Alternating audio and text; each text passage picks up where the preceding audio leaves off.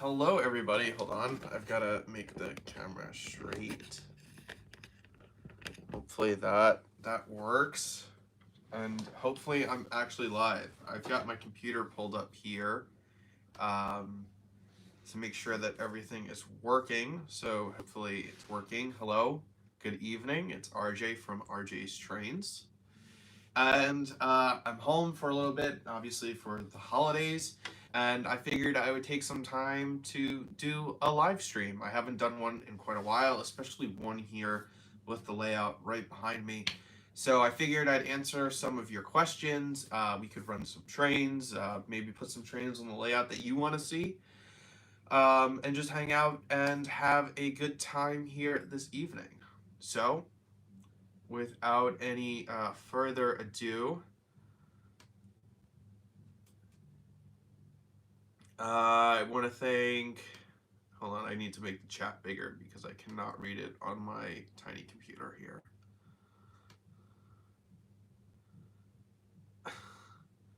Sieber563, hello. Aaron's Trains. James Jeter, of course. Bob Campbell, hello. Merry Christmas. Yeah, Sieber.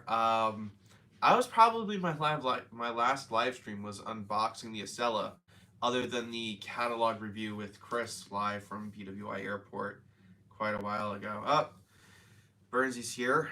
Gonna have to ban him from the chat. Don't want any of that Pennsylvania stinking up the chat tonight. John, Merry Christmas. Ryan, hello, Merry Christmas. Thank you everybody for tuning in tonight. I know here in New York, it is quite a cold and bitter night, so there's really nothing better to do than to sit down here and run some trains.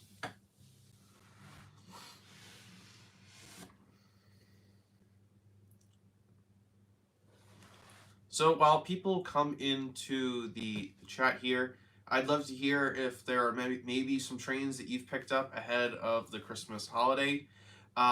Or there's perhaps some trains that you're looking forward to, hopefully being underneath the tree in a couple of days. I know this year I didn't ask Santa for any trains, but as you probably see, I have quite enough of them here.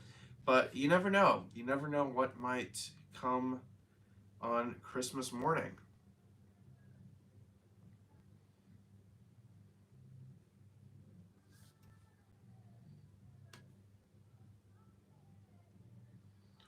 And I'm sure you're going to hear some background noise. My sister's upstairs watching television on volume 100, and of course there's Maple. She actually was just in here pitter-pattering around with her paws on the hardwood floor just before I started, and I'm sure at some point this evening she is going to make a reappearance. Well, Bob, I've got my Amtrak F40. It's a little out of frame here. Maybe it's over my other shoulder. But it's being blocked by the chair. But it's here. And we're going to run it tonight. So that'll be one of the first ones. Also on the inside loop, I've got one of my favorite locomotives in the collection. It is my Lionel Legacy Long Island Railroad Camelback. So those will be the first two we run tonight. And I've got a couple others pulled out, and we can stick those on the layout as well.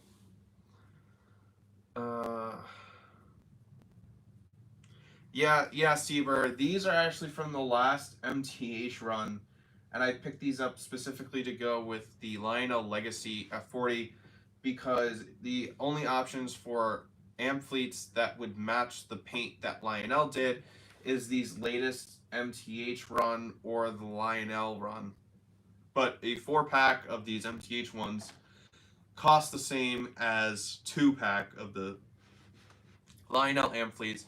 And Lionel doesn't have a cafe car for their Amfleets, so I'd rather have an Amfleet car, Amfleet cafe car, rather than a Metroliner cab car. So I drove to a store 2 hours away from my apartment in DC, only to find out that the store was closed during the summer months, and I was there at the end of September.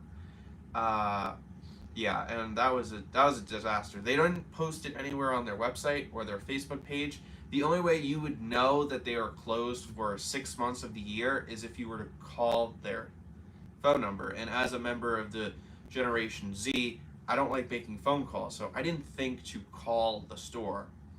So, anyways, I get back, I call the store, and I ended up ordering them over the phone because once a week they'll go in and check their phone for orders. So I was able to get them and I bought them. But hopefully in the next run that Atlas does of Ampletes, we get some prototypical ones because I would love some more Phase 6 Ampletes. I've got 6 of them and I could certainly use a lot more.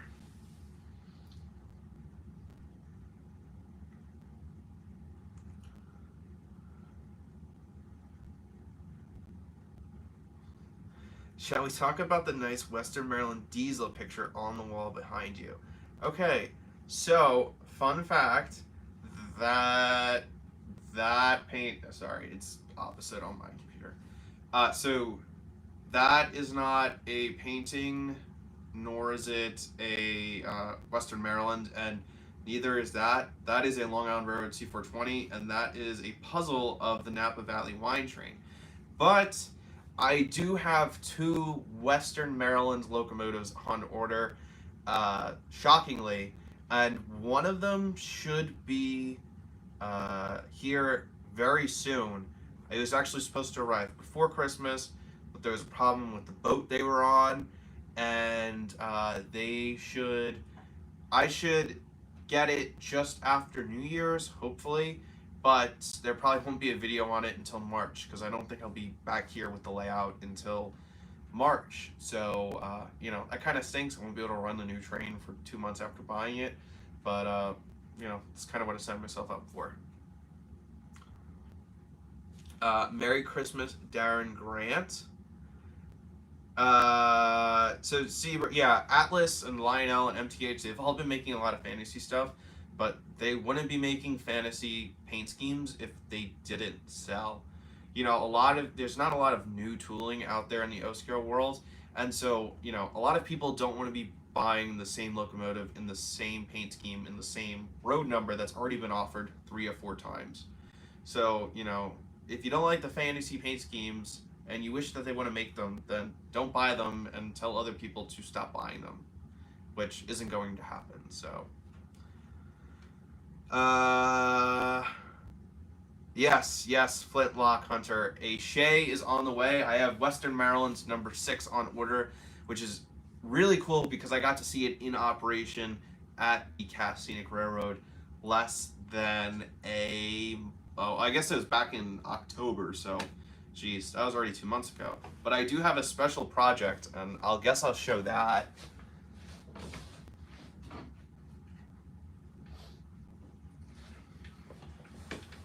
So I was waiting to show these off until the video, but I figured for all of you guys tuning in tonight, as a little Christmas treat for the 30 of you guys watching.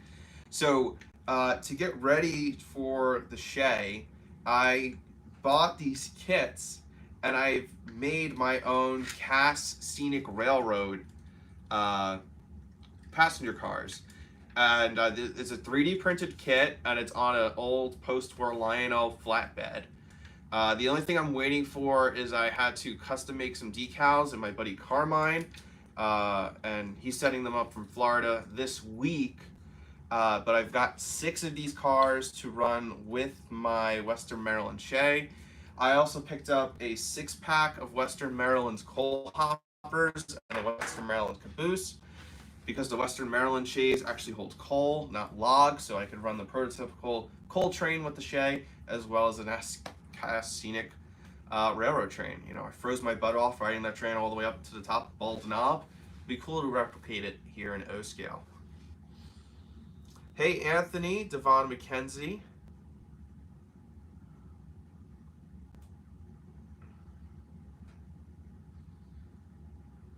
Yeah, Ryan. I'm super excited for the MTH Shay. I was able to see one of the finished variations of it at the York Train Show, and it's just incredibly detailed. And I'm super excited to finally see for it to finally have the steaming whistle, It's the first time that MTH is putting these on the Shay, and from personally, although it's a little bit more difficult to do on an MTH DCS remote, I like the look of the MTH steaming whistle a lot more than the Lionel one, because the Lionel one just shoots up out of a hole in the boiler, but the MTH steaming whistle, it actually comes through the whistle, which I think looks cooler.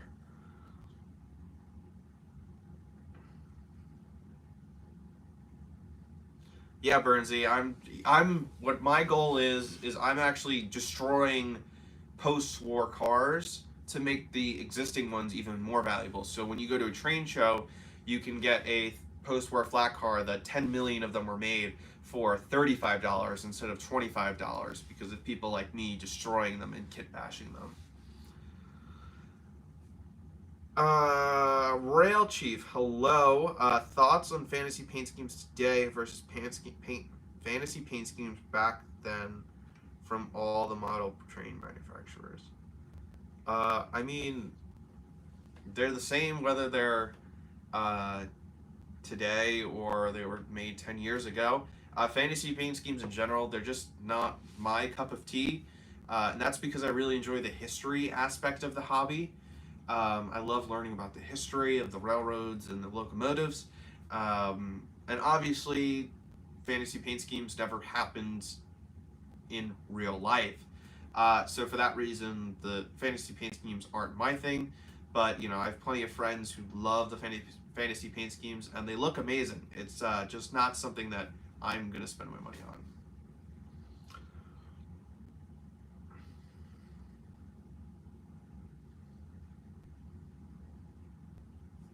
They were making fantasy schemes for an engine or something that have like one or little prototypical paint schemes and go crazy. Yeah, exactly.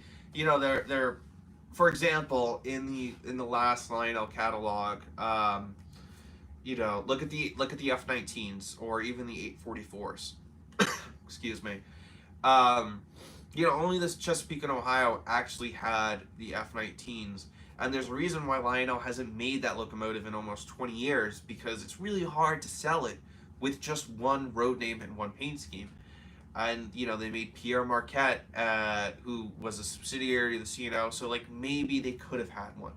They made RF&P, which I am super excited about, because the RF&P had a very similar locomotive. The only difference is, the drivers were a little bit smaller. And then you have the Christmas one, the Halloween one, and a bunch of different C&O variations that may or may not have actually happened.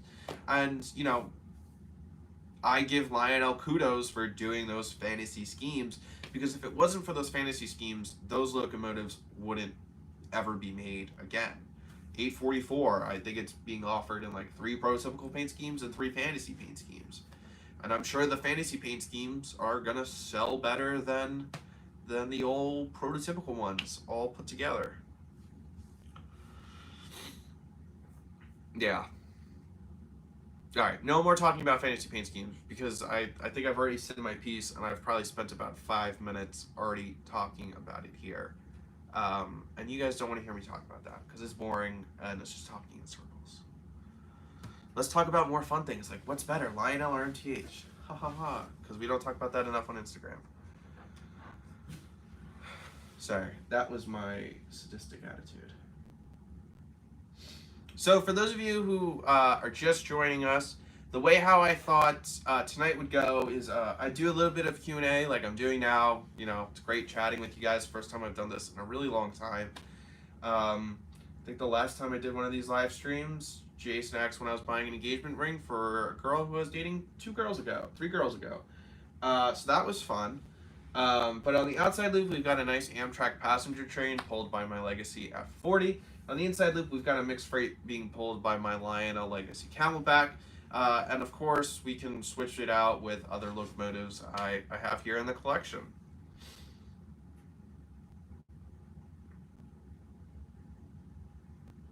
RJ is going to buy brass engines. Well, I have 3 third rail engines on order. I have 3 of the ALC 42s. Whenever those ship. I've been on a brass passenger car kick lately, and that's not good for the wallet. I've got 4 of the Amtrak Superliners and 3 of the Viewliners. Those should be arriving March, April of 2024. And I've been buying some used Golden Gate Depot passenger cars. So the Flintlock one. Did you get the RJ, F, and P sign done? No, not yet. But I think this layout here, its days are numbered. And so it's already got me thinking of the next layout, which won't be in this location. Um, and I was thinking of calling it like the Long Island and Potomac Railway, something like that, to pay homage to the RF&P and the Potomac River area, which I've really been interested in modeling, especially the last couple of years living in DC. Yeah, K-Line has made some great passenger cars. I'd love to get like the Empire State Express set, but money is a thing, and I don't really have a need for it. I already have New York Central passenger cars and a Hudson.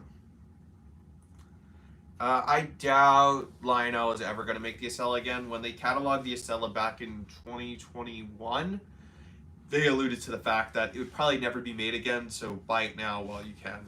It's a very niche market.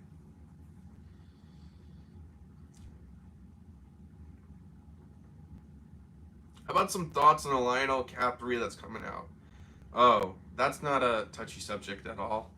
I don't have one on order simply because I already have a Cap 2 that's working perfectly fine and was brand new in the box as of when I started using it. It's going to be interesting. In some ways, it's an upgrade. In some ways, I think it's a downgrade. But with the way how technology is going, everything's going to be going on the phones lately. I have my first Blue Nami DCC engine, and that's controlled all through your phone. And it's a good setup. Like, the only problem for me is I use my phone to record, so I can't control the phone and film videos at the same time. Now, that's really easy. I could just buy a cheap tablet off of Amazon or something, or use one of my old phones, which is what I'm planning on doing going forward. Um, but yeah, it'll be cool. I'll be excited to test it out, and I hope that Lionel does like an updated Cab 1L with a couple more of the Cab 2 features, um, to work with the Cab 3. Yeah, Ryan. I'm excited to get those chargers in. Those ALC 42s. I've got two Amtrak ones and a Mark one on order. So apparently they're supposed to go into production in 2024. So I wouldn't be surprised if I got them sometime early 2025. And with $800 a piece, you guys can do the math on three of them, how much that costs. I am in no rush to get those locomotives. Uh, but I'm really excited to get those in when they eventually do. If Burnsy, if you could have one engine made, what would it be? I wouldn't literally kill. That was a joke. I'm sarcastic. I would love a rerun of the MTH G5 and for somehow MTH to fit a steaming whistle into the G5. It was the most iconic steam locomotive to operate on Long Island. I have one, but I'd love 2, 3, 5 of them with just Long Island on the tender. Yeah, those are my favorite steam locomotives ever, whether they're in model or real life, and I want all of them.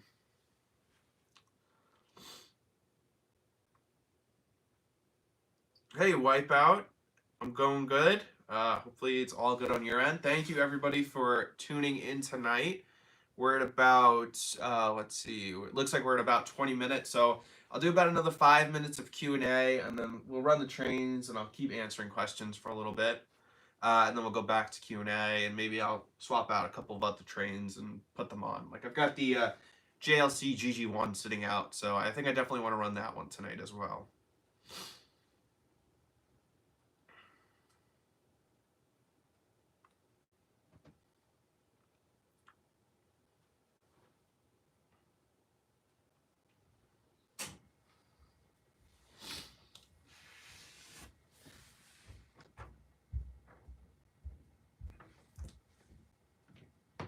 Sorry, I'm just getting my voice back. It's been a while since I've had to talk for 20 minutes straight. But yeah, so while we've got a few minutes here before I fire up the layout, Is there anything that you guys have on order that you're looking forward or getting to soon? Lionel really killed it in the last month or so, getting all of their products delivered. So I know a lot of people's wallets are hurting right now. But is there anything you're expecting to be underneath the tree on Monday morning, or anything fun like that?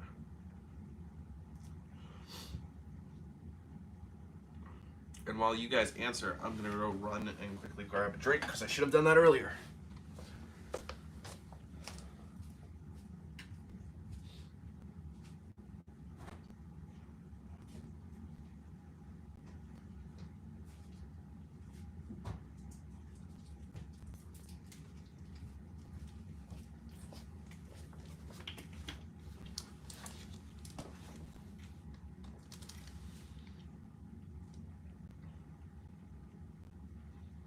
Yeah, those Russian decapods that Lionel just released look amazing. If I had unlimited money, I would definitely pick one of those up. I love that. It's just a great looking engine, a lot of cool features. Um, I know the guys who live in the Chicagoland area really love their Frisco 1630, like a lot of Northeasterners love Strasbourg 90.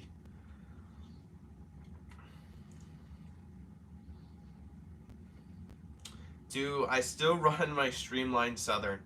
Awesome engine. Yes, I do. I had it on the layout the other day. Um, that engine has a quite the history behind it, and the reasons why I bought it in the first place. For sentimental reasons that are no longer are in my life. So it's a tricky engine. It's still one of my favorites in the collection, and it ran in Washington D.C., which I really, really like. Um, so it comes out every once in a while, but I wouldn't say it's in the main rotation of engines I run. Like the Camelback currently on the inside loop, I would say that's probably on the layout for 90% of the year. I just got 12 locomotives back from the DCC installer on 2-rail O. Did pick up Strasbourg 90. Lionel did a fantastic job with those. Now, Ryan, do you convert 3-rail engines to 2-rail? Because I know that's a really crazy and interesting process.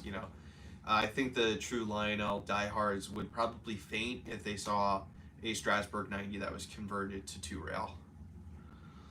I had the Amtrak E8 in the Phase 1 scheme along with the matching passenger cars from Atlas. John, that's going to be an amazing set. I actually had the E8 on order um, to run with my Delaware and Hudson passenger cars because in the early years of the train underneath Amtrak operation, it would operate with the D&H cars and an Amtrak Phase 1 E8 to Albany, and then it would switch over to D&H power for Albany up to Montreal.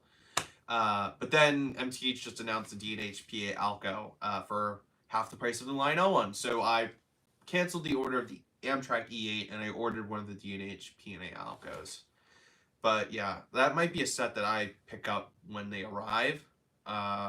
Just because that's a cool set. I just wish Atlas didn't put a Vista Dome in the 4-pack.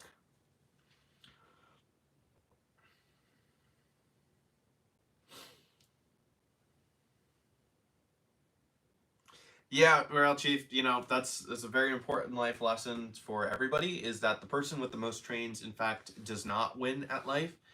And, you've got to pay your other expenses first. I would say that my train collecting has also slowed down a lot over the last year or so, um, especially with now a lot more adult bills and payments and the whole 9 yards to pay for.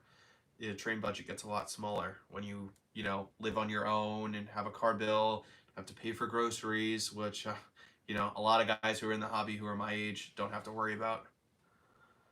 Fitlock Hunter, yes. I have 2 Western Maryland engines on order. As I've already stated, I have the Western Maryland number 6 Shay from MTH Premier on order, and it should arrive here any week now. I think it's already in the States. And I also have the Atlas ES44. It's a CSX locomotive, but it has the Western Maryland Fireball logo on the nose, and it pays homage to the Western Maryland. So two of those. I really wanted to order 1309. I had ridden behind 1309. I've seen it in operation. But then I would also have to order all the passenger cars to go with 1309. and so then you have a $1,600 locomotive and then another $1,000 in passenger cars. And at the end of the day, 2,500 to $3,000. The set at that point just wasn't worth it to me, as much as I love that locomotive.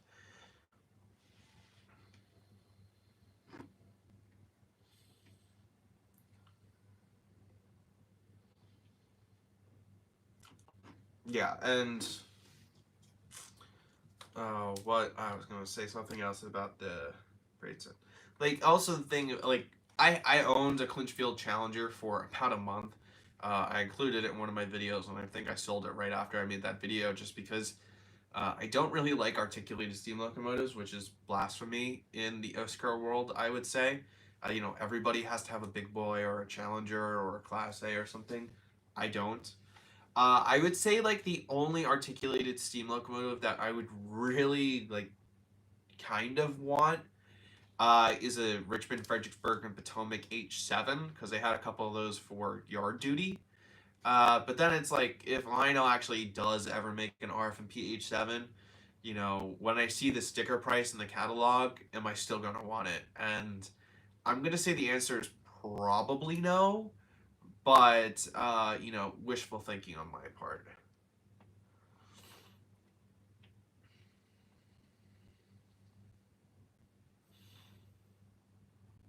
Happy Thursday, Radar. You just have to let us know if the choppers are coming.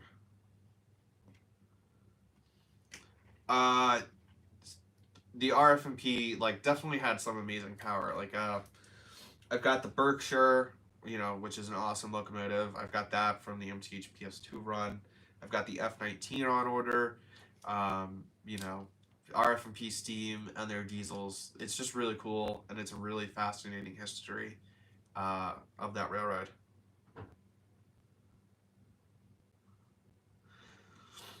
Oh, everybody's favorite Lionel lover, TJ, has come into the chat tonight. Lionel's biggest fan. How about buying a Strasbourg 90 or a I1? I like having a girlfriend and money in my wallet, so I'm going to pass on those two locomotives. Hey, Bob, thanks for tuning in tonight. Yeah, the RF&P Northerns, that would be really cool. Lionel just did the Northerns, and MTH obviously sold that tooling, so it'll probably be a while before the Northerns are made again. But yeah, if somebody made an RF&P Northern in the general class, that would be cool. For those of you who don't know the history of this really obscure railroad that ran from Washington to Richmond, they had these 484 steam locomotives, and they named them after generals or famous they were called statesmen, like different politicians from the Virginia area. So they had locomotives named after generals from Virginia, like Robert E. Lee and Stonewall Jackson. Although Stonewall Jackson was from West Virginia, but it was a part of West Virginia when he was born. It was a part of Virginia when he was born, or like Thomas Jefferson or Henry Clay. Some of those, or George Washington. So it'd be really cool if Lionel made Robert E. Lee or the George Washington or the Thomas Jefferson or the George Mason. Yeah, Bob, I do need more Long Island steam. The problem is that nobody's made Long Island steam in a while. Lionel has a Long Island Railroad 040 coming out next year. That's 2 years delayed. But Long Island Railroad never had 040s. I don't really know where they got the idea to do that. But, I'd love an Atlantic. Like I said earlier, I'd love some G5s.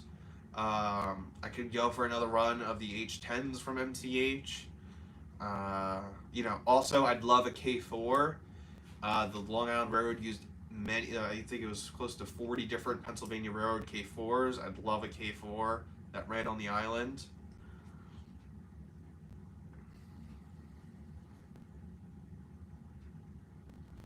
Yeah, TJ, the cool thing about RF&P is that it lasted up until the mid 90s, so it interchanged with a lot of the early CSX power back in the day. So you'd see RF&P, CSX, and chassis system running all side by side as they were repainting everything.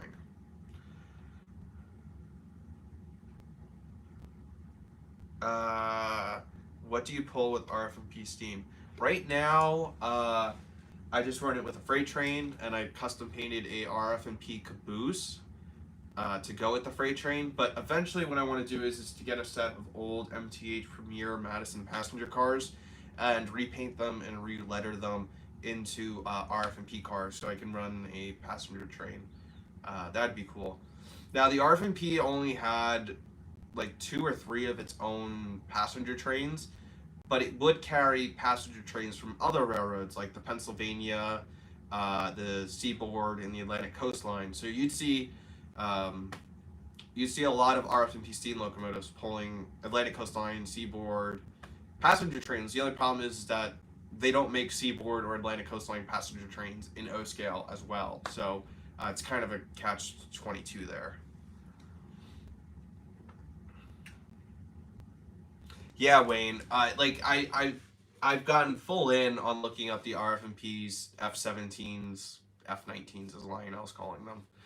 And like it's very funny seeing this passenger train that we associate this locomotive, I should say, associated so closely with the C&O's premier, passenger train, the George Washington, and then on the RF&P, that same style of locomotive is pulling a mixed freight train up the line. It's just a really weird visual to see. It'd be like seeing a K4 or a New York Central Dreyfuss Hudson pulling a coal train.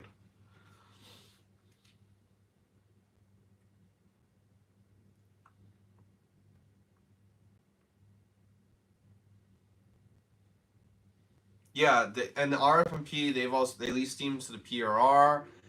They've leased steam to the C&O.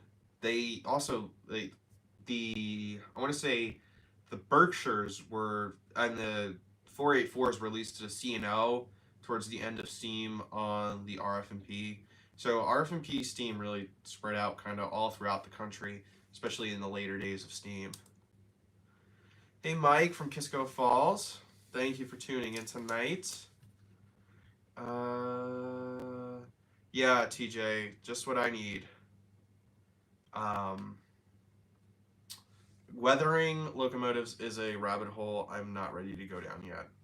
And freight cars, I should say.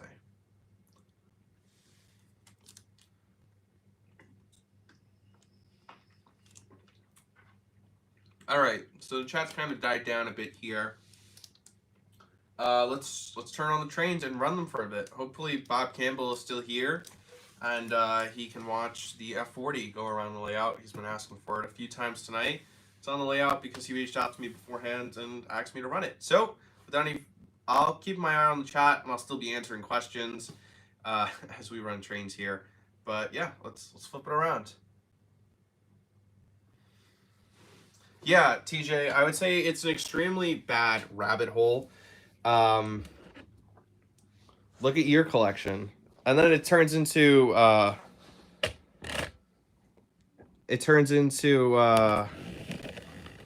Katie couplers and the whole 9 yards. And after visiting Michigan, I bought $150 worth of Katie couplers. I tried installing it on one passenger car, and then I sold all the Katie coupler equipment that I bought.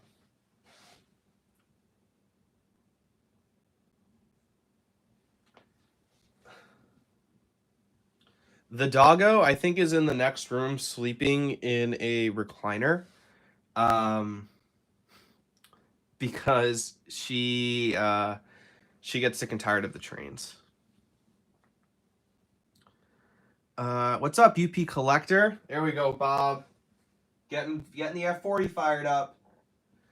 I do want to get Phase 1 amp fleets. It's just a question of them actually coming up for sale. Because I'd love to get a all-black GG1, either lettered for the Penn Central or Amtrak, and run it with Phase 1 amp fleets and Phase 1 Amtrak passenger cars. I just think that would look awesome. It's an awesome visual, the all-black GG1 with the red, white, and blue passenger cars.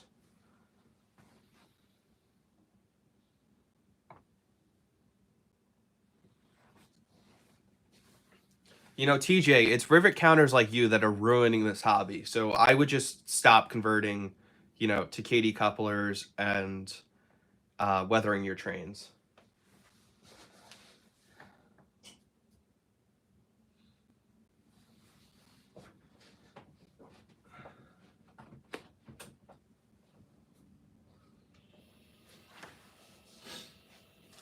And as you'll see around the layout, half the buildings don't have electricity because I've neglected to take care of my layout.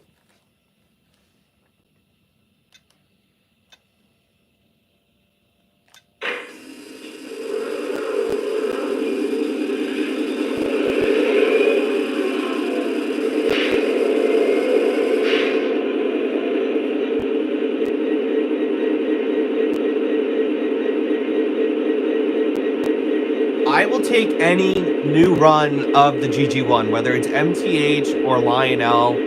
I have the JLC Green Brunswick GG1, which I have here, and I want to run later tonight because it's an awesome locomotive.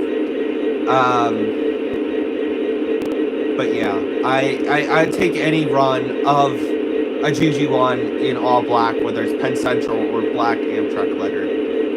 But Engineer train 30 to dispatch. Air test is complete. Can I move? Over. Please stand by. Hold for track orders. Out.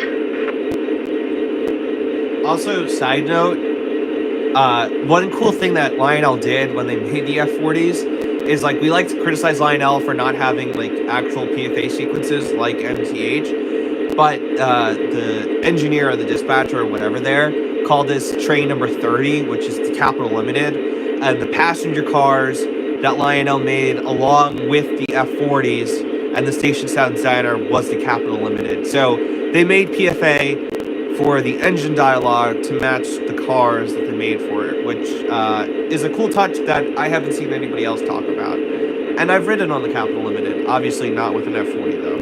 All right, let's fire it up. All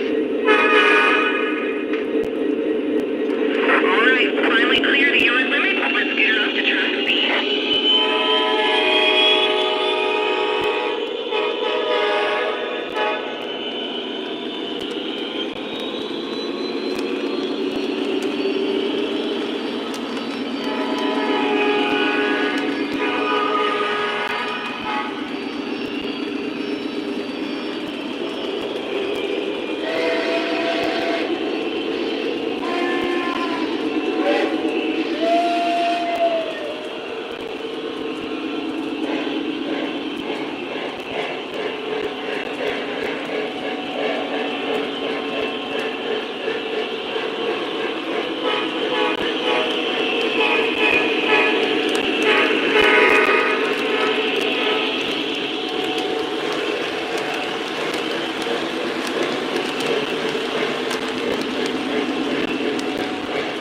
Yes, the horn in the F40 is by far, like, it's just amazing.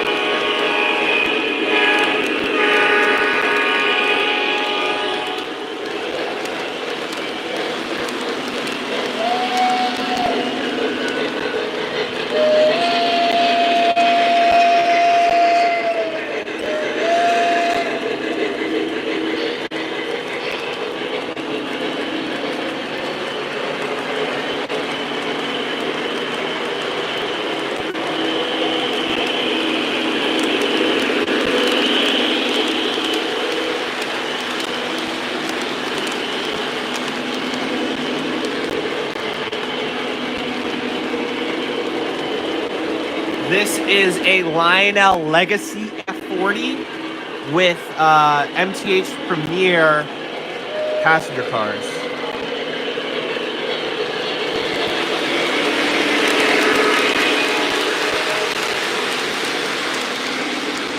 You guys wanted to see fast trains.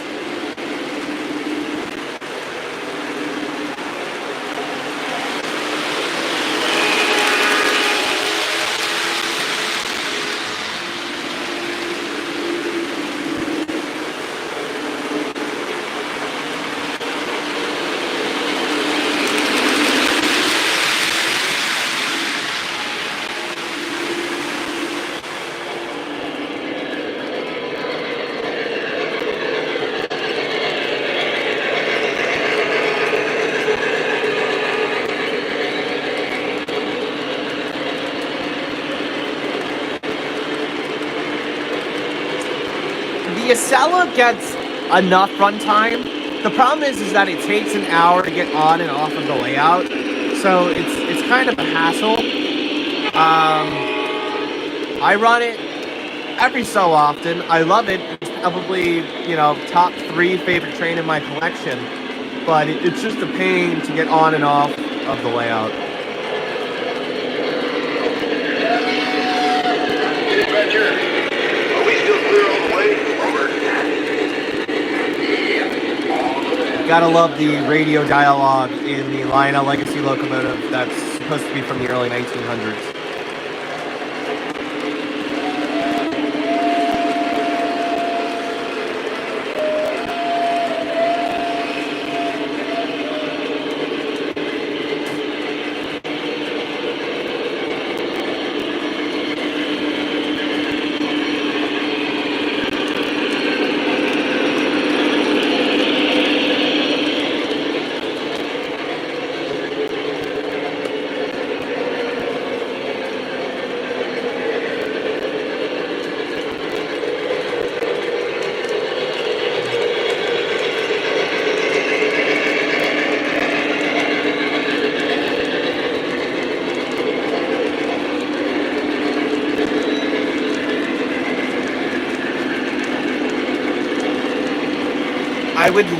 I would love to run the AM7. Unfortunately, I actually sold that locomotive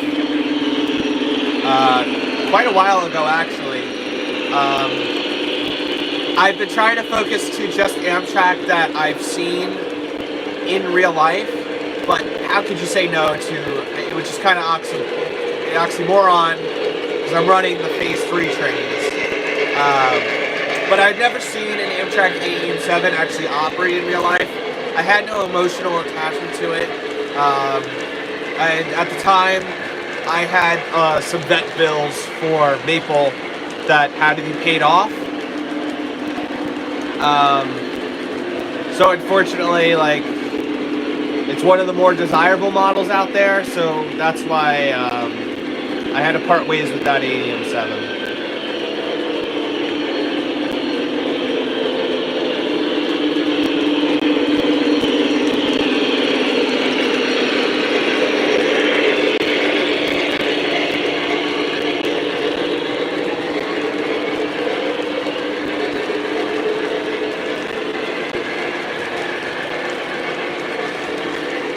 Yeah, TJ, I love the AM7. It's a great model. I doubt that Lionel, I doubt that MTH is going to make that model anytime soon. And unfortunately, all you can really find on trains or eBay is Proto Sound 1 versions.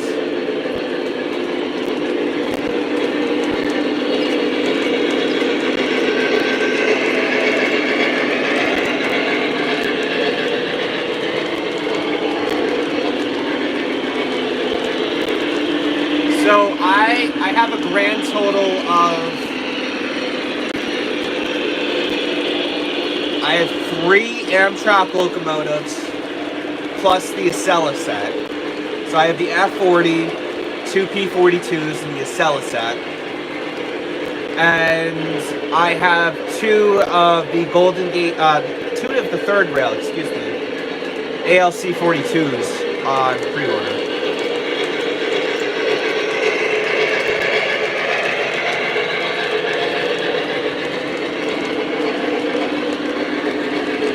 Hey Ed, thanks for tuning in tonight.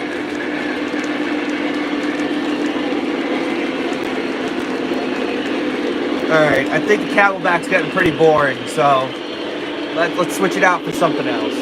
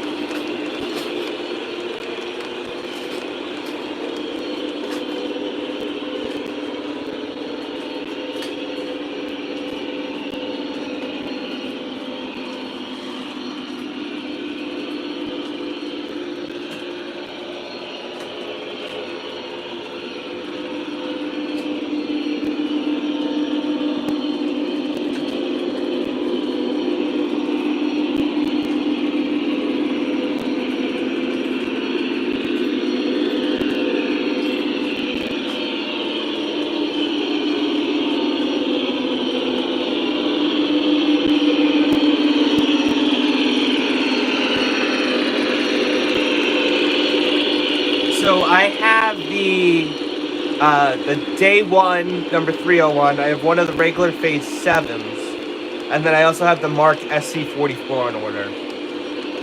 All right, now it's time to run some trains from a real model train manufacturer.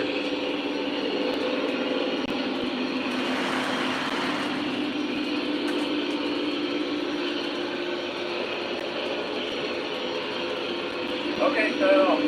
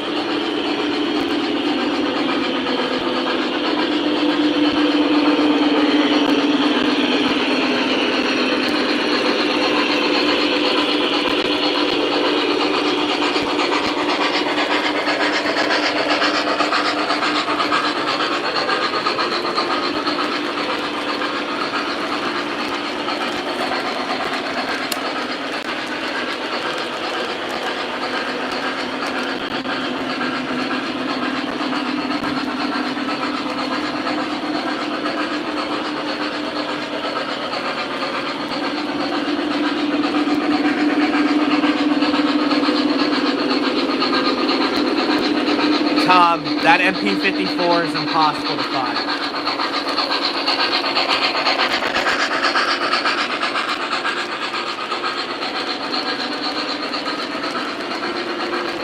The question is I've probably spent about $250 to $300 just on that cornfield, and I need just one more box to finish it. GT short line. So my inside loop is 048 and my outside loop is 072. And you're absolutely right, DJ. Probably one of my favorite whistles.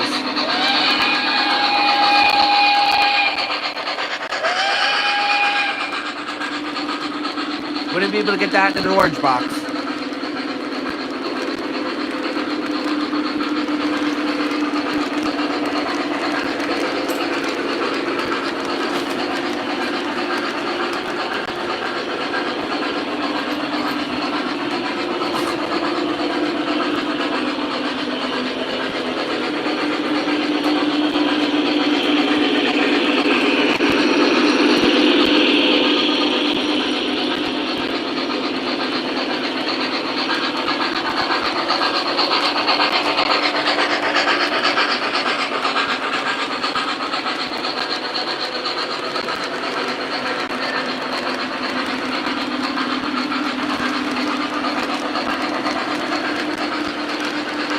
Bob, thank you so much. I hope you're enjoying seeing 206 run around the layout.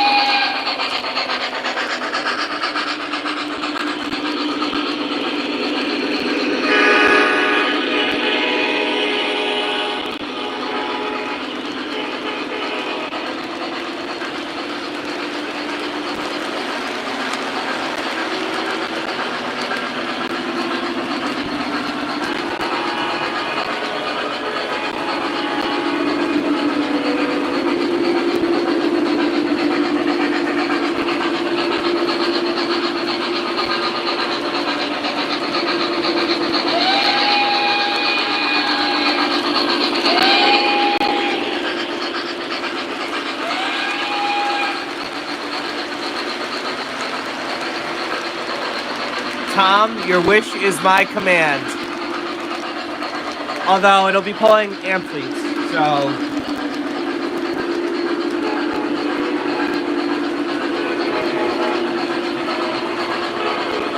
Okay, well, I'm gonna make a grown man cry tonight. We'll make Tom cry, we'll get some New York and Atlanta going.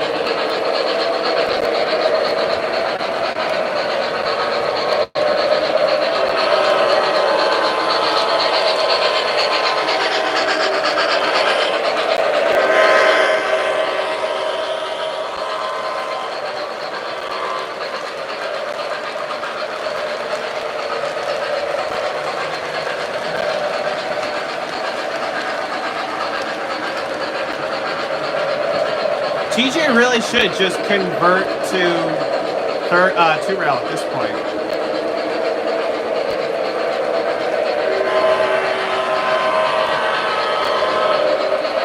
The current and the pass of the Long Island Railroad freight.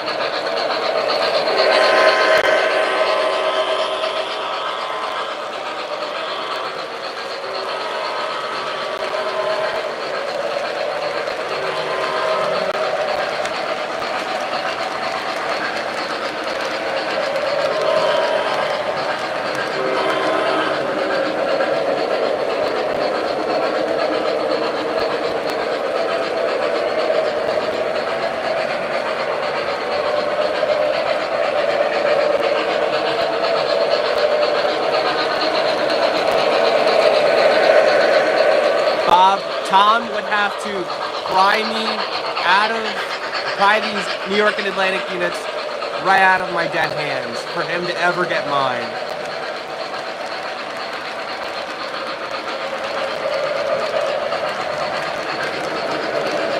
Perhaps I might know of one GP38 that might be for sale with enough convincing.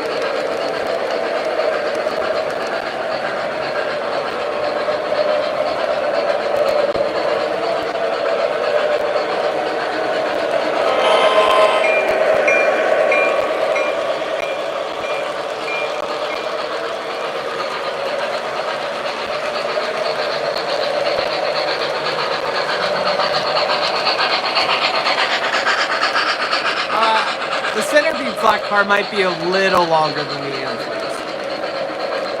The MTH AM fleets aren't to scale, but neither are the Line L ones. So unless you're going to pay $350 a car from Third Rail, Golden Gate Depot, then I think the MTH ones are the best ones out on the market.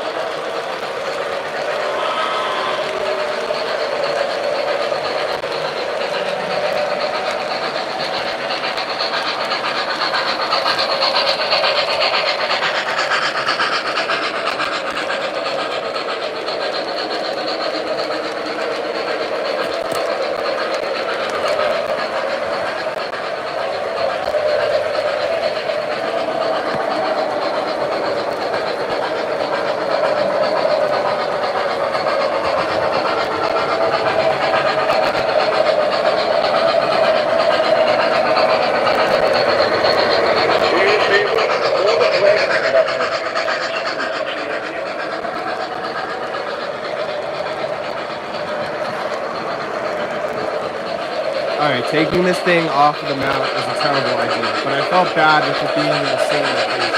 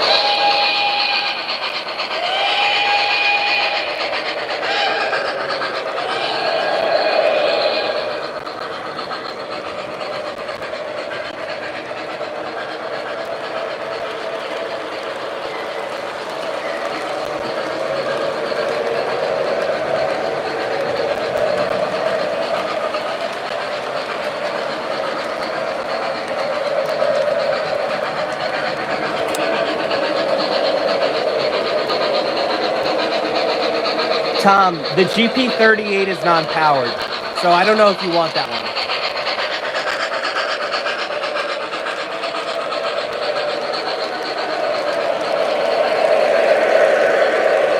Alright, I'm going to slow these trains in for a stop. And then I'll take a break to do a few more questions without the trains running. And then we'll either put one or two trains more on, and then we'll call it a night, or just call it a night after some more questions, whatever you guys want to do.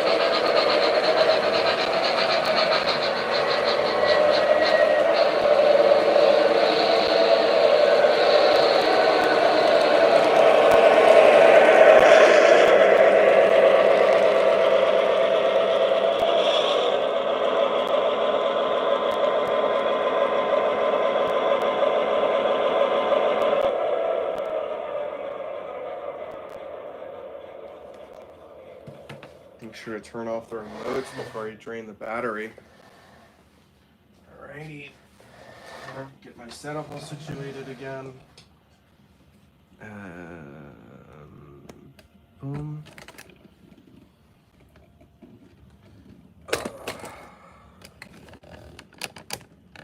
Alright, and my ugly schmug is back on camera.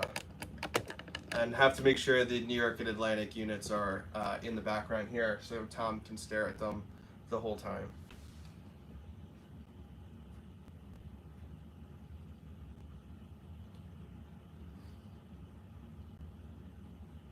Alright, so the most important question, where is Maple? Maple is upstairs with my sister right now. She doesn't really enjoy watching the trains run.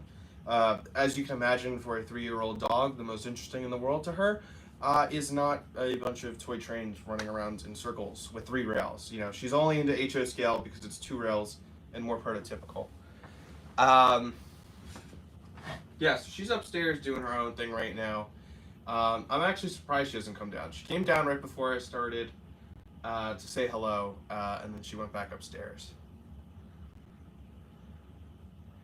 No, Bob, I haven't tried your lighting ideas, but I need to for this new station that I painted up. It has no lighting, so I think your lighting solution will be perfect for that, and I will feature that in a video, so people aren't left up in the air.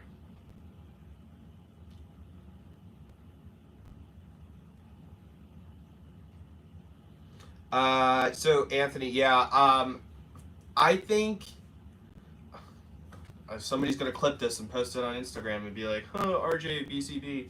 Um, but I saw the Train World one in person, and it's a fantastic looking model. But I do think that the Lionel factory did not capture the green as good as the MTH did when they made these units. Um, and also the Lionel GP20 tooling that they bought from MTH. When you look at it close up, and Chris from Chris's Trains and Things, he mentions this and he talks about this in his video. You could tell it's a 25-year-old Rail King tooling, and Lionel didn't really do a lot to upgrade it. So I'm very happy with my two MTH units here, and these will be in my collection for a very, very, very long time.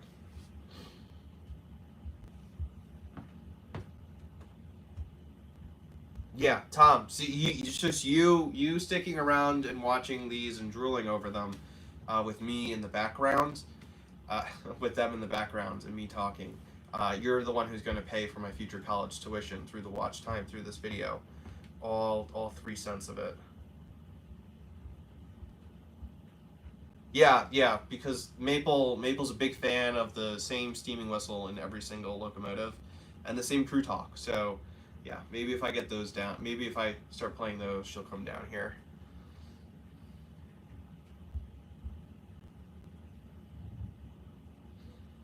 What are my predictions for the Lionel 2024 catalog? Well, we already getting the triplex, so I think Lionel was smart business-wise by making the triplex pre-order deadline before the catalog's released, which makes me believe that there's going to be another heavy articulated steam locomotive in the catalog. What's that going to be? We just had MLAs done. Obviously we're not going to go to Class A. Obviously, well, knowing Lionel, there might be a big boy in next year's catalog because it's been a whole year since they have announced a big boy. Challenger is a Vision Line model. I don't think we're going to get another Vision Line model.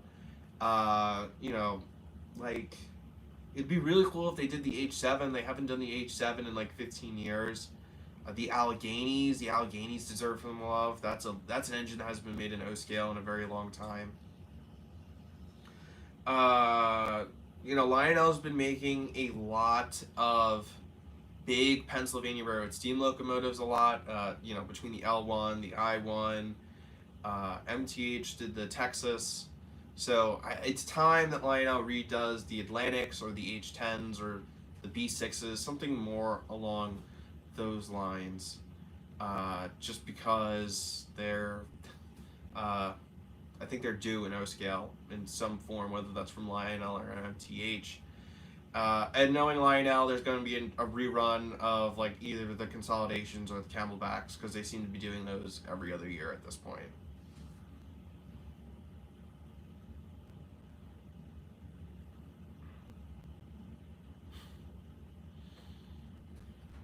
If I had the power, this is a great question from Bob. Bob's O-Gauge Trains. Follow him on Instagram, and he's got a YouTube channel. I know he's trying to recover his YouTube channel, but go check out Bob's Instagram channel. He's got a really cool collection, really cool layout. So go check out his stuff. So if I had the power to force a manufacturer to make a all new engine, what would it be? An engine never made before in O scale, which surprisingly hasn't really. There are so few of them. I would want Atlas to make the ALC 42s, just because then it would have Proto Sounds 3 in it instead of Dash 9 sounds from TMCC.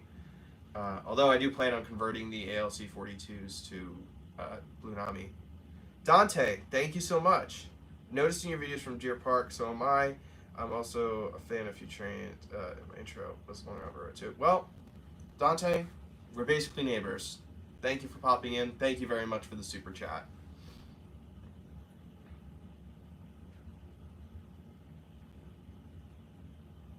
Wow. Now we have 2 celebrities pop in just out of nowhere. We got Country Bunkers Trains, and we've got Jason from JD Stocks. Thank you guys for tuning in. Means a lot. I know, Bob. We got 1-2 combo here.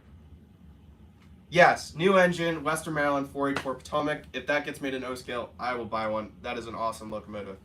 Also, the RFMP 484s.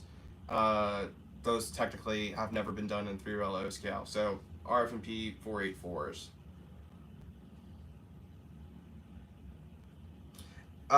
Seabird, yeah, and you can buy Protosound 3 upgrade kits. The problem is that the electronics sometimes don't play nice with the 3rd rail products, and also with Blue Nami and DCC, I could actually get a decoder that was created straight from the ALC 42 sounds, which means I can get sound straight from the locomotive, and I don't have to rely on anybody creating a custom sound file for me. Not, they do amazing work, but it's cool just to get the sound straight from the actual source. Tom Thumb. I'm surprised Lionel didn't do a Tom Thumb back like 10-15 years ago when they were doing the John Bull and the Lion and the Best Friend of Charleston. Feels like that would be a natural fit. But yeah, 200 years of the B&O. We should definitely get some B&O here soon. Same with the Long Island Railroad. Long Island Railroad turns 190 years old next year. So hopefully some Long Island Railroad steam comes soon. Yeah, Zach. TJ and Tom, they made me take all the Lionel trains off of the layout because they just were repulsed by them so much. So right now, we've got a couple MTH trains in the layout, but I think we'll do some more questions and answers here for a little bit. And then I've got a couple more engines that I want to run here tonight. Yes, Bob. John Henry. That would be cool. Trains has one for a cool $5,800 right now. Brand new, never opened out of the box. If you use code RJ Trains, you get $10 off. So it'd only be $5,700 and $790. So it's kind of a steal if you use code RJ Trains.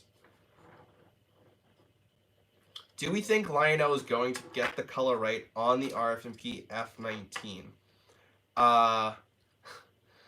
I'm the one who sent Ryan the colored photographs, like the only 3 colored photographs that exist of the RFMP F19. So I hope, because I feel like it's kind of on me if the color is wrong.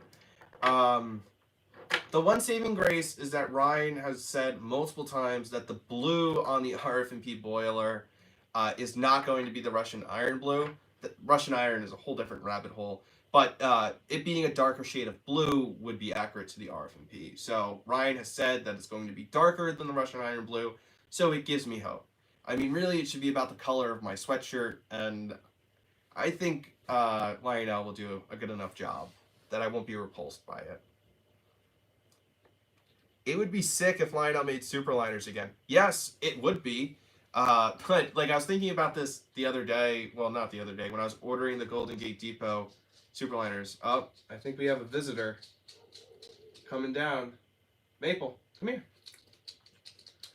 At the end of the day, it would be like $300 a car if Lionel were to make them again. They would need a whole new tooling. At the end, and the Golden Gate Depot ones would be just as expensive as the Lionel ones. So hopefully Atlas or MTH do a run of the superliners for those who've missed out on the Golden Gate Depot ones. Even though they're not scale, they won't match the Golden Gate Depot ones. I think it'd be really nice for people who've been wanting superliners because they've never been made in Amtrak's modern day base scheme, which Amtrak has been using for 15 years. Yes, Maple is here. Hold on, I have to pick her up because she's camera shy. Oh, this is Maple, my puppy. She has a couple pounds on her from the holidays, but hi Maple, say hi. This is the money shot right here. She came down to see what's up. All right, you can get down. All right, there's your Maple shot.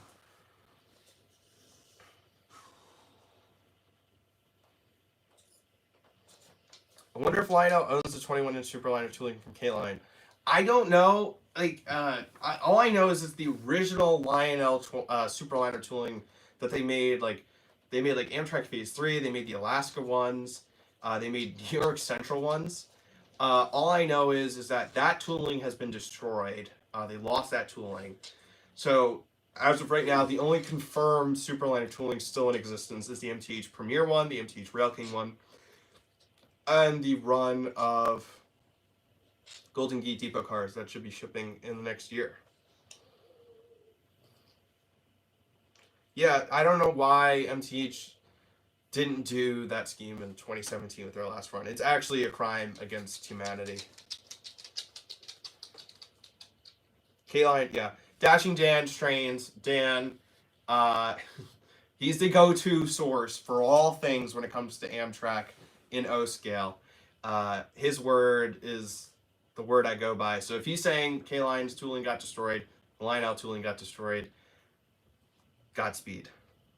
Yes, Maple. Love Maple's name. It's a great name. I wish I could take credit for naming her, but I can't. But yeah, it's a name that suits her very well. The folks at Doggy Daycare call her Tank because she's built like a tank.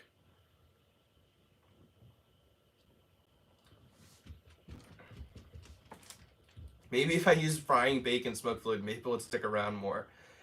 Maple would probably stick around more, and my parents would probably throw me out of the house if the whole house smelled like bacon every time I ran trains. Yeah, usually, a lot of the time when I'm just down here running trains by myself, I turn the sounds and the smoke off of the trains because usually I listen to music anyways, and the smoke and sounds bother the rest of my family. So I don't. So like, the sounds and the smoke features really don't matter to me. It's why I care more about how the engine looks visually because when I'm running trains, all I'm doing is looking at the trains. I'm not messing with any of the features. Matt, I'm pretty sure they make bacon scented smoke fluid. I'm pretty sure they already do. Yeah, thank you, Tom. Megasteam, yeah, makes it.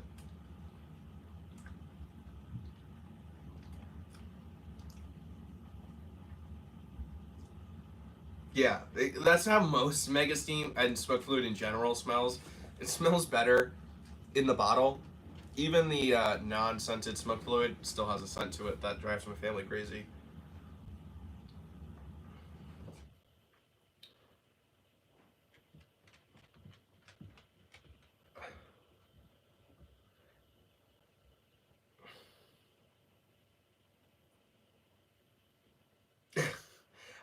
How do I store my trains? So see if I can lift the thing up. So it's not the greatest system in the world, but I have these. They're basically milk cartons, egg cartons, and I stack the trains in there, and they're on rollers, so I can roll them out. The problem that I'm running into now is that I have more trains than fit in the egg cartons, so now I'm starting to buy plastic Tupperware, plastic bins, and other things to contain my trains. But like, it's also a problem when you're running out of places to store empty boxes, which is the problem I have now. So my parents might just throw everything out of the house one day if any more of these boxes start stacking up. And this doesn't include boxes that I have stored in my apartment in Washington, D.C., because I know there's no room for them here. Yeah, it would be cheaper to be a drug addict. I truly believe that. Chicken parm smoke fluid. Oh, I don't. My favorite is cinnamon roll, but they don't sell it in like the huge bottles. They only sell it in the tiny bottles. So usually I just get vanilla because it's cheaper to buy the big bottles.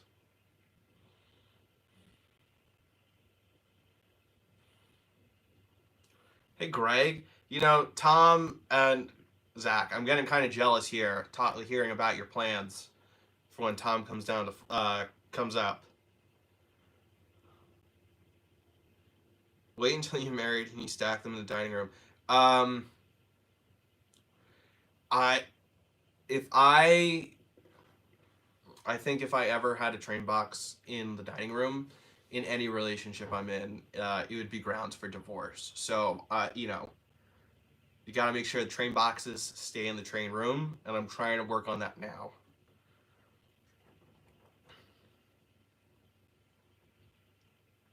Pepsi flavored smoked fluid? Ugh. Yeah, but usually I go with vanilla, but cinnamon roll I think is the best.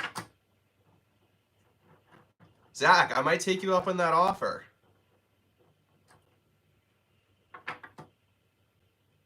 What are your thoughts on the Menards train set? I think they're really cool. Obviously, I have this whole setup, so I don't really have a need for a Menards train set. But, you know, at the end of the day, what the good thing about Menards trains, and especially the train sets is that, you know, not everybody has a train store, you know, right around the block. And some people might, but they don't know they have a train store. But with Menards, you know, kid might be going and shopping with dad to go pick up some tools and sees the train set, and dad sees this cheap train set, picks it up, and bam, you know, the kid has his first train set and is in the hobby. So, you know, Menards being in the hobby is good for many, many reasons. Inhale smoke fluid, exhale smoke whiskey fumes. Sounds like an ideal night right there, Tom.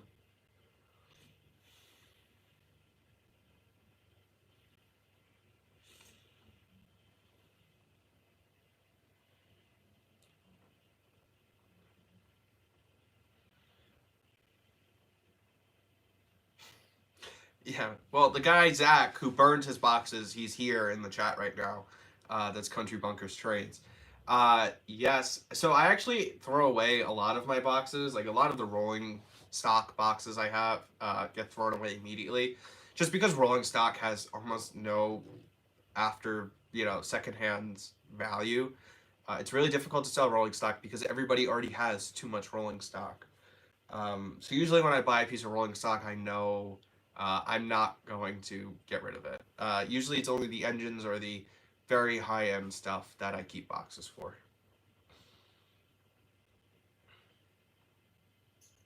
Yeah, DNH 2906. Full DNH train will be coming soon. I have a full passenger car's worth of trains, and I finally have a true DNH locomotive on order. So whenever that arrives, we will have a true DNH train. And I'd love to have a DNH freight train one day. Maybe next time Lionel or MTH makes a, I don't know. I'd love a Lionel Legacy or like an MTH Premier or a third rail DNH RS3. That'd be cool to own. Well, TJ, I don't have Berwicks or Trinity, so I don't have to worry about keeping boxes for those.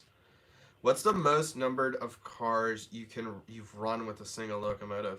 Well, my layout is only about 10.5 by 8, so my loops aren't very big. So that limits what I can run.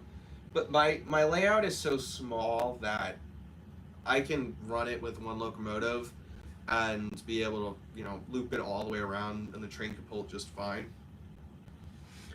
I'd say the longest train I've ever created, I did at the Nassau Lionel Operating Engineers Club.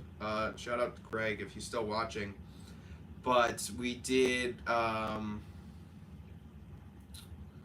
have like 30 of the Lionel presidential boxcars, as well as the Lion Chief Mikado and the matching caboose. So I think I did like a 30-car freight train on their huge layout, which looked awesome, other than the fact that the Lionel couplers couldn't stay closed, so it was constantly decoupling. So I think like after an hour and a half, I got about 5 or 6 actual good shots of the train running around the layout.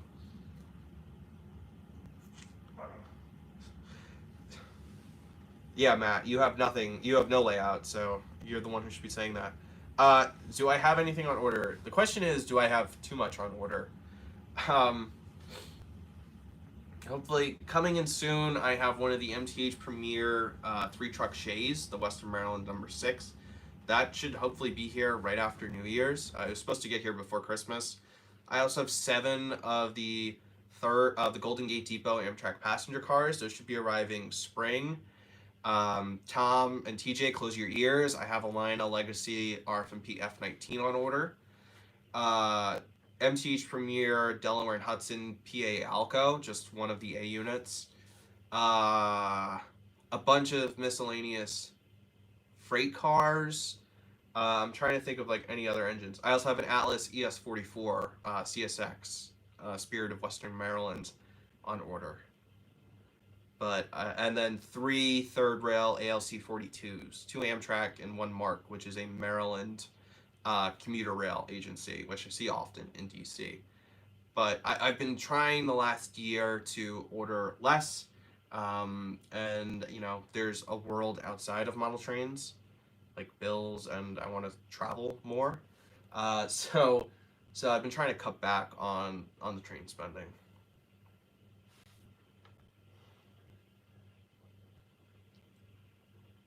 Yeah, D&H 2906. So I actually went up to Scranton and I was able to see the Nickel Plate Road 190, which is D&H 18.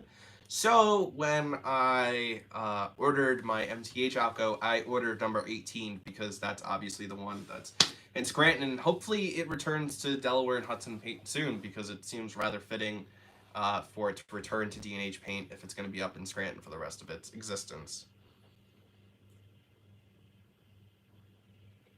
If Atlas does another run of the GP38s, they have to do Amtrak because they've done all this Amtrak maintenance of way equipment.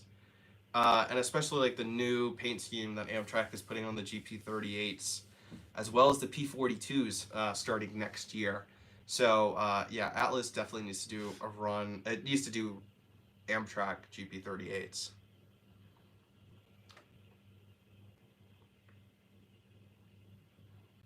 Sieber, what's CNW 411? I've never heard that locomotive before. I'd love to know more. Country bunker. Yes, but it trains. Where are the Ball Brother boxcars? Sam, if you want to dig underneath my layout and get them out, that's all you, bro. They're here. They're underneath the layout, chilling. Tom, I 100% agree. I would get so excited to see an Atlas New York and Atlantic GP38 in the catalog over seeing a Strasbourg 90 in the store. Oh, okay. Chicago Northwestern F unit. That's cool.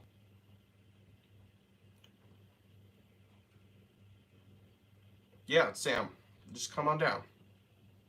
Yeah, Bob, I can't wait to see the Reading and Northern ST50 on your layout with all your Reading and Northern cars.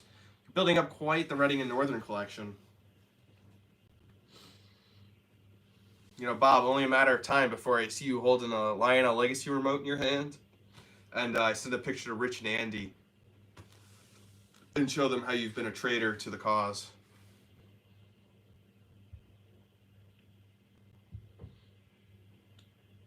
Yeah, so the New York and Atlantic had like a 9/11. For those of you who may not know, they did a like honoring September 11th GP38. It's since been repainted, but it had an awesome mural on it, and that would be an instant purchase if they made that. I've heard that I've talked with Train Worlds and Ken Bianco, and he already also has that saved in his files for a custom run if Atlas doesn't make it as part of a part of their run. The only problem is that Atlas requires a much higher total quantity ordered for their custom runs as compared to MTH or Lionel. So it's a lot harder for dealers to financially commit to doing Atlas of custom runs. Yes, I actually painted my backdrops by hand. And I've got some background buildings glued up against the background. You know, it's not perfect, but you know, it does the job. When I put together this layout the first time, I was a very broke college student, so I was just going for the cheapest way possible. I could have ordered some really nice backdrops from one of the websites, but you know, like I said, broke college kid. And, you know, I think it does the job. Obviously, next layout, it'll be better. It'll have real backdrops, but, you know, it does the job for now.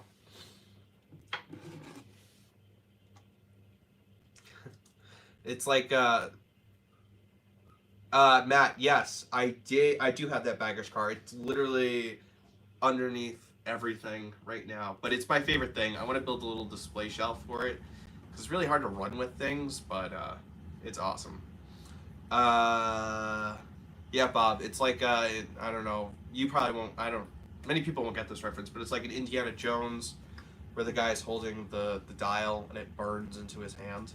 That's what I imagine you're like with a legacy remote.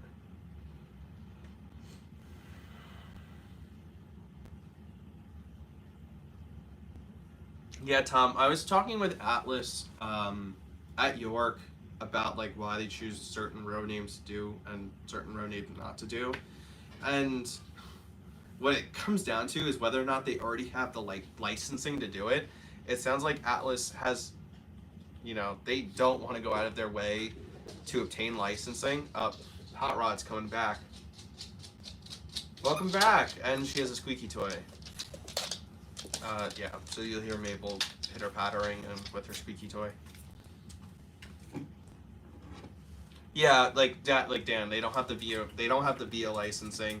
I really wanted a Virginia Railway Express F40 gallery cars, and they told me that VRE it's not a license they have, and it's not something they really care to make.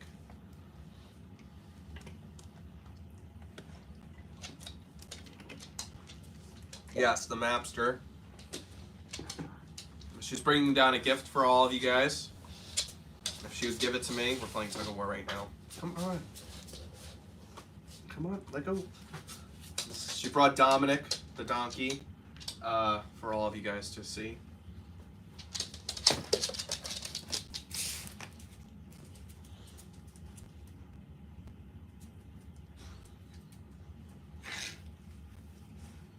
Yeah, the Nashville Star. That's a really cool service. You know, if I had ever been to Nashville and I rode on it, I probably would have ordered one. But you know, also it's kind of weird that they didn't do like any normal Metro passenger cars. But you know, I'm not the guy in charge there.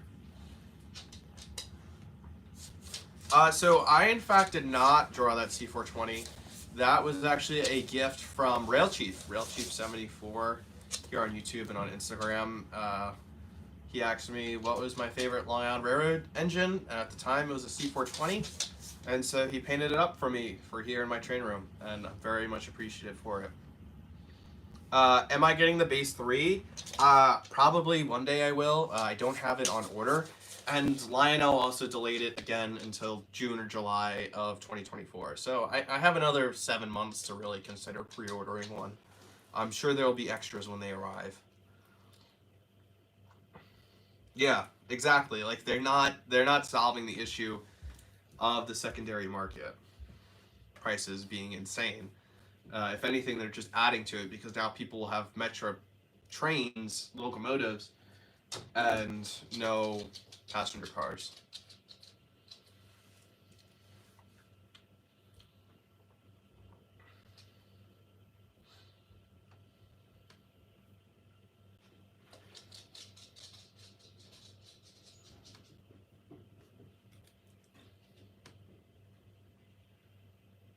Yeah.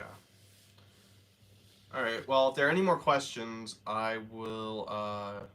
I'll let them roll in a little bit, and I'll change the trains out so we can run a couple more other trains before we end tonight.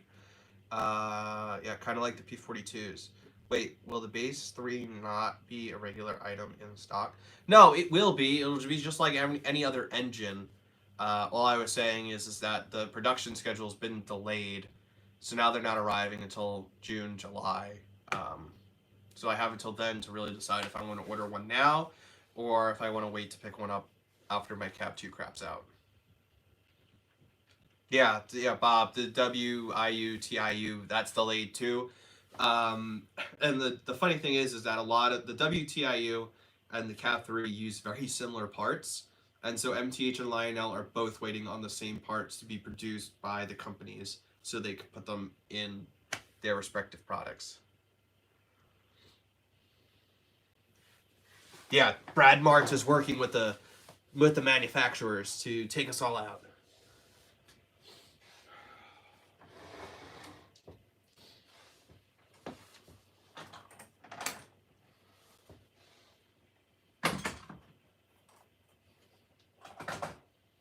I'm just putting the trains on top of the table, you know. Sorry, I'm forsaking realism here tonight. I'm too lazy to dig out the containers and put them back in here tonight, as you just look at my torso.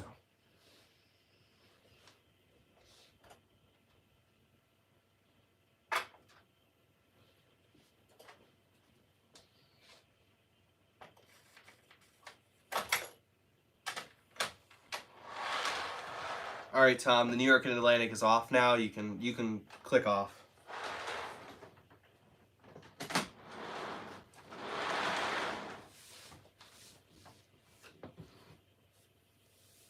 No, Bunker. I 100% agree.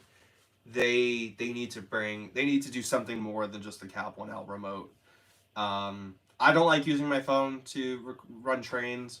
And I record my videos with my phone, so it puts me in a real sticky situation.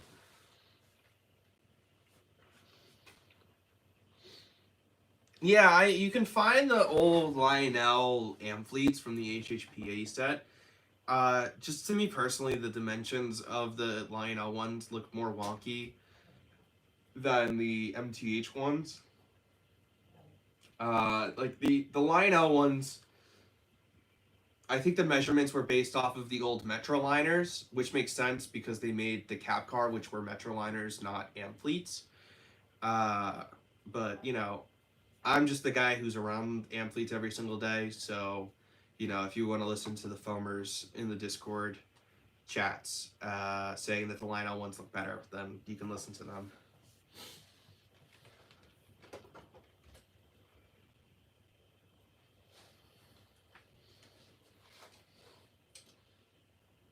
Yeah, I'm gonna pop a fuse trying to get this on the tracks.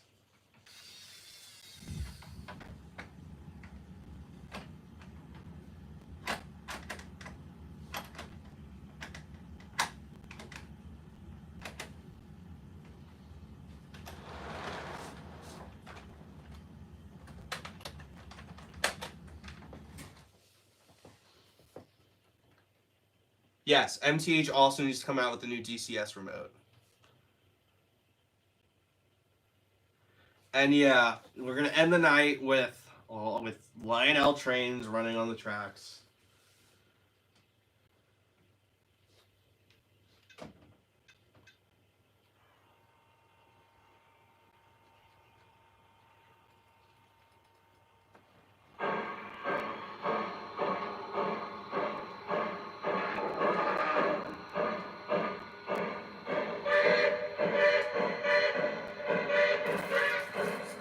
Oops.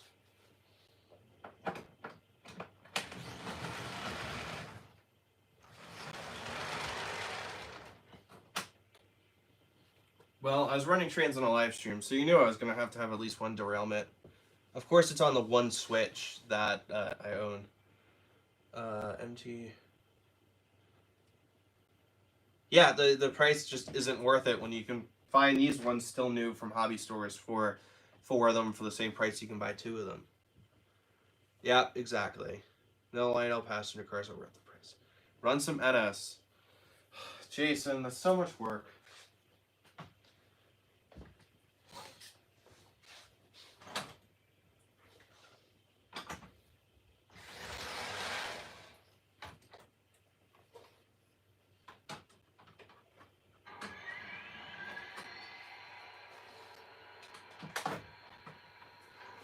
As of right now, Jason, the only thing I could run NS with right now are the Ampletes, and I think that NS would send secret agents after me at the thought of them operating a passenger train.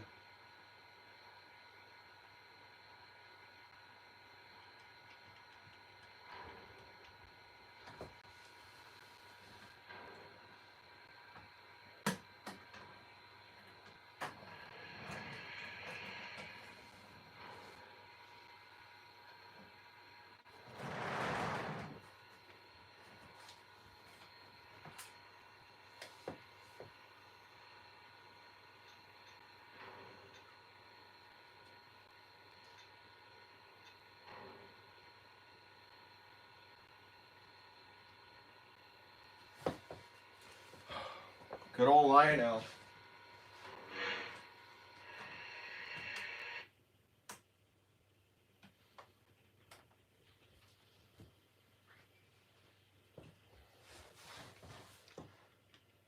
Get on the table and dance. Sure.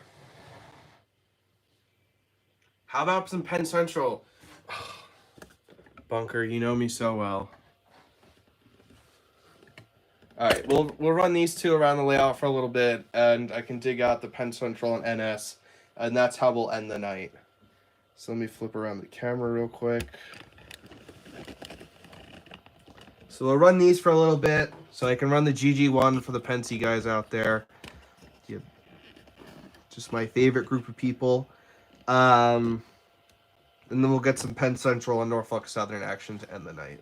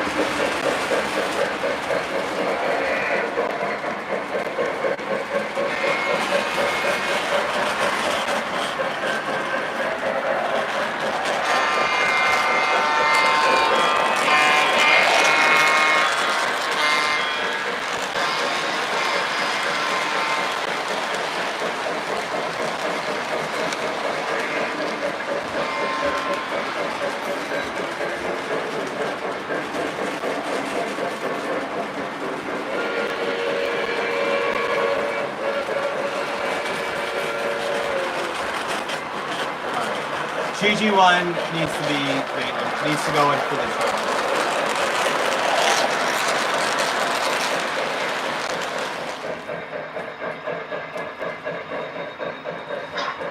one. Typical Pennsylvania Railroad, not cooperating.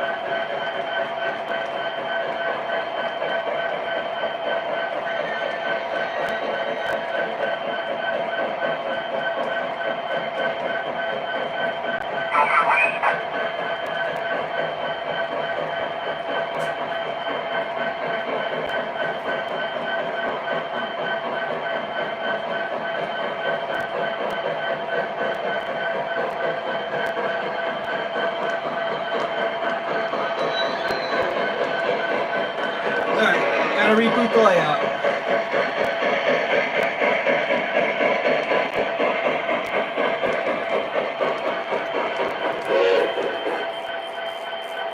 So we'll kill the inside loop too.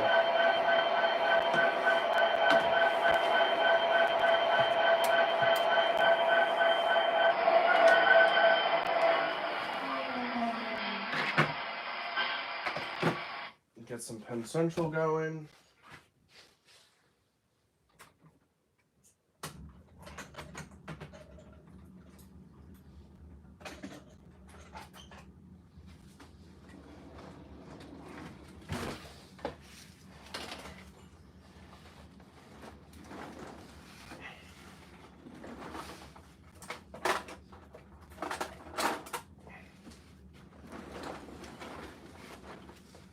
We're gonna have Penn Central pull a nice steam era freight consist.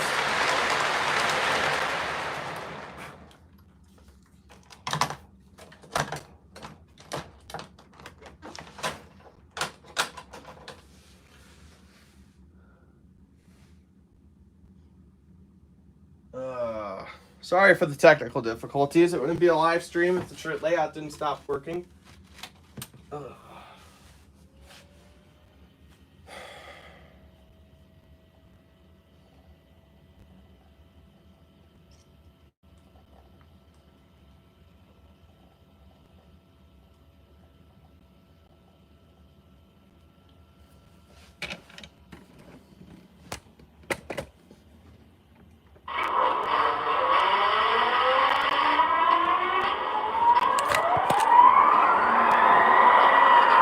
There you go, Zach.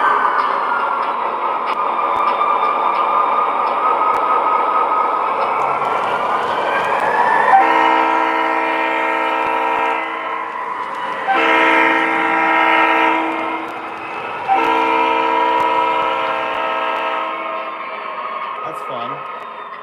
All right, we'll figure that out in a second. Blew a fuse or something. See, you guys are screwing me up here. I start taking requests, and the whole thing starts falling apart like it's it's actually Penn Central.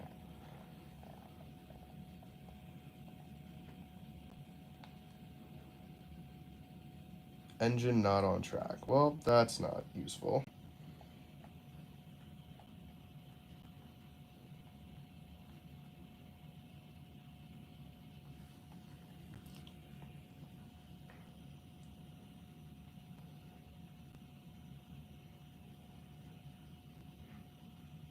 There you go, Jason. Norfolk Southern on the layout. Not working in typical Norfolk Southern attitude, but all right. I think the layout has had enough for tonight. So I'll wrap up here with a few more minutes of Q&A, but we've already been we're approaching 2 hours here. And nobody in the world wants to hear my voice for more than 2 hours. Oh, engine found. Hold on, we might have NS. Oh.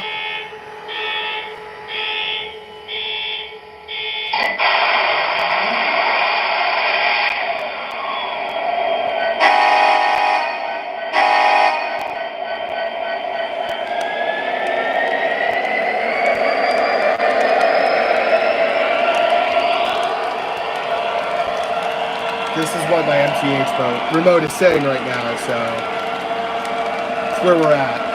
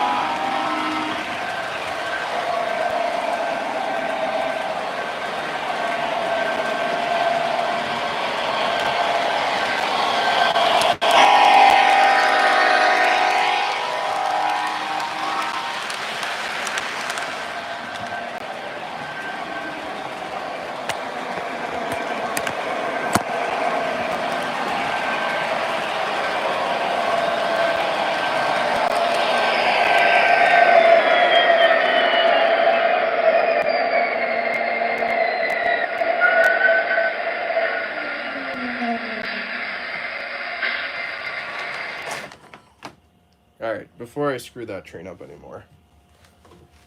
Alright. Kill the power. Alright, and we'll wrap up here with a few more minutes of Q&A and Tom and TJ making a mockery of the chat. Then we'll call it a night.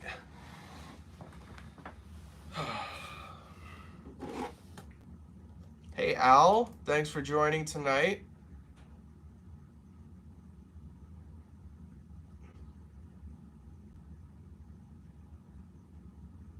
John, thanks for tuning in tonight.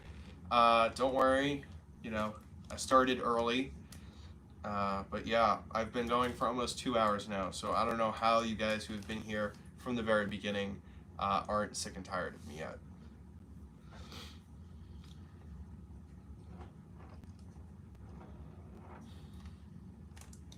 But yeah, I'd say that it was a successful live stream. We got to see Maple twice, and we got to run a bit of everything. And only a few insults hurled at all of the model train manufacturers.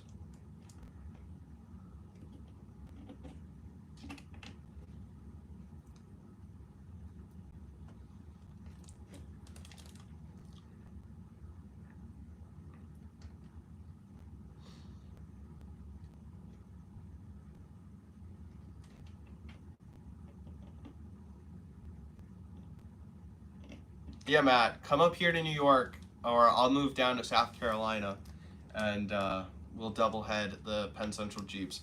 I'd love to pick up one of the other road names that Atlas did in those GP40s, just because a single Jeep running by itself just doesn't look right. But you know, it's just like another $500, and why waste your money on trains when that can buy you a round trip plane ticket somewhere?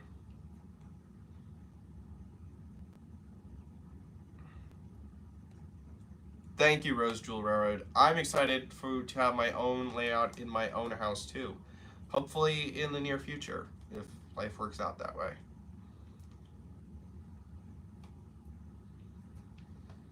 You could come up here to visit your family, Matt. But yeah, I'd like to move down south one day. I'm tired of the Northeast. No manufacturers. South Carolina can't handle a third. Also, Maple's currently howling upstairs. I don't know if you guys can hear that, but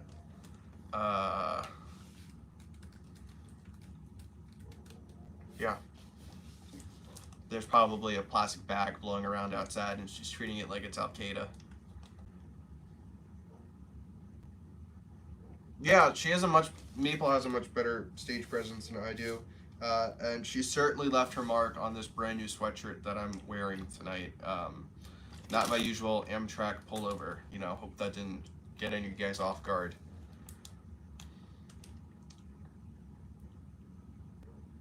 I threw her dog toy for her, and then she left me, so, you know, when she's hogging up the entire bed tonight, then you won't feel bad. You guys don't have to feel bad for her.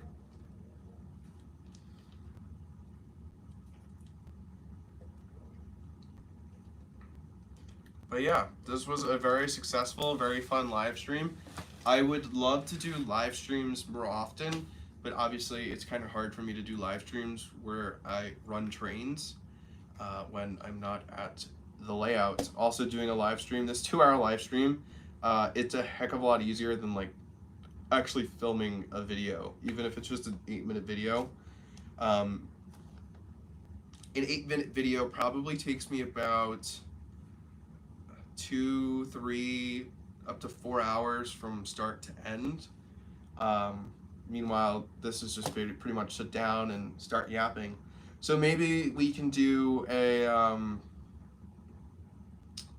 maybe we can do a Lionel catalog live stream, just because everybody else does their own catalog video review and the whole 9 yards. So maybe we can do a live stream. I can get a little tipsy.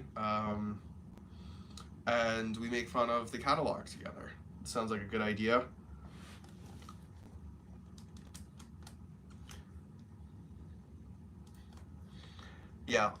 So yeah, a live stream from the apartment with me being relaxed, and we can talk about the catalog here as a group. Live from the apartment, all 450 square feet, and probably my neighbors blasting music, so you guys will also be able to hear their music. Can we get a co-host? Matt, it sounds like you're volunteering to be the co-host here. You know, I don't know if Zach from Country Bunker's still here, but you know, salute, and I'll have a whiskey or something.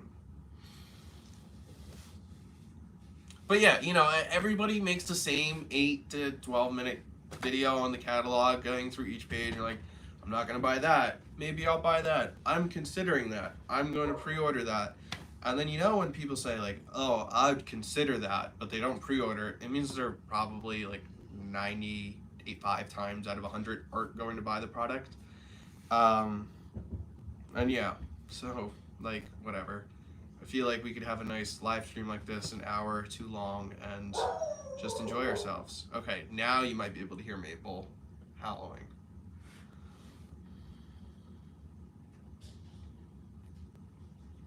Yeah, so I think the Lionel catalog comes out mid-January. You know, it all depends on what day the catalog comes out and what I have planned for that day. Yes, salute. So it all depends on what the catalog, you know, comes out that day. What am I doing? You know, I definitely don't want to wait too long after the catalog's released, because then, you know, by 2 days after the catalog comes out, everybody's sick and tired of talking about the catalog. This is all people talk about, you know, the week before the catalog comes out, and the week after the catalog comes out, and everybody gets sick and tired of it. And we all find out what's in the catalog before it comes out anyway, so it's not like any of it actually matters. Come to Florida in January. Maybe. I'm actually going out to Montana end of January, and I have a work trip also in January. So, yeah, I mean, it sounds like I need to go down south to heat up in January. Yeah, the 4 of you guys, or however many of you are gathering that weekend in Florida, you guys should do a live stream reviewing the catalog. I think many of us would get a kick out of that.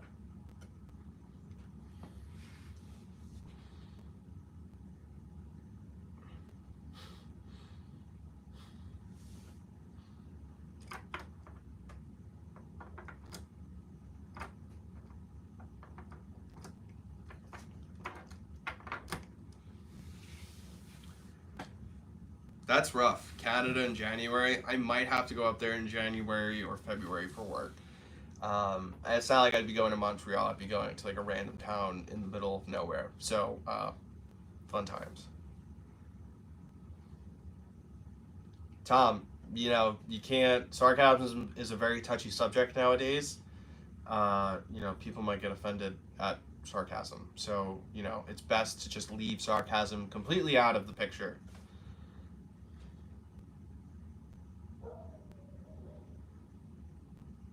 You gonna pick me up?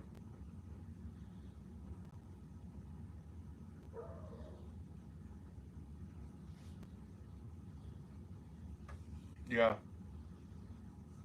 Fun times, fun times. Hello, Florida Railroad Dog. And I can tell as the number of people watching slowly dwindle that, you know, we're coming up on 2 hours here, and I probably won't have a voice tomorrow, so that'll be interesting. I'm going to Fort McMurray, so after this, look it up and see how in the middle of nowhere it is. You can ride in the toolbox. It's alright, I've seen pictures of TJ's truck, Matt. There's plenty of room for you.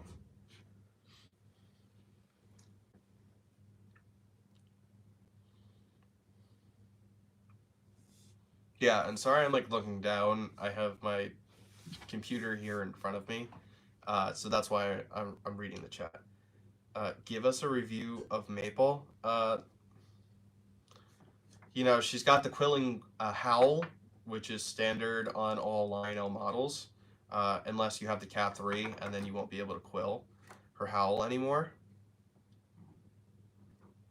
Yes, thank you for tuning in, Zach. Means a lot to have you tune in.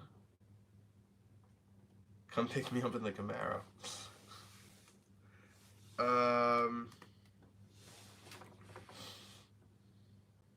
Yeah.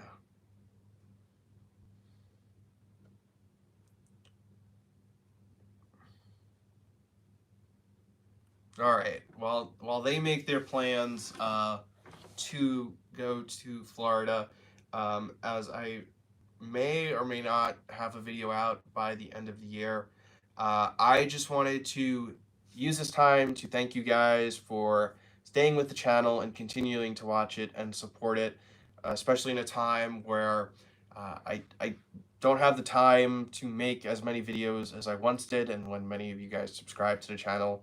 So it means a lot to have you guys in your continual support and watching the channel. It's been a great year for the channel, and I can't wait to see what's ahead in the next year for both my channel and the hobby as a whole. So without any further ado, I want to wish everybody a happy and safe Christmas. Hope you had a good Hanukkah if you celebrate that, Kwanzaa, a happy New Year, and the whole 9 yards with your family. So with that, take care, stay safe, and I hope you all have a Merry Christmas.